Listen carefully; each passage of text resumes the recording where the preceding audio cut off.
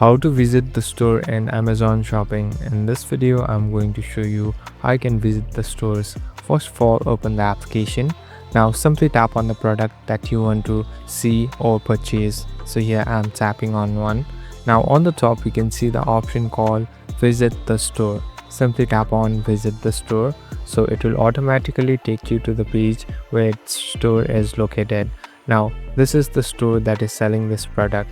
Here you can even follow them, and here there are different products that they have kept in their feed.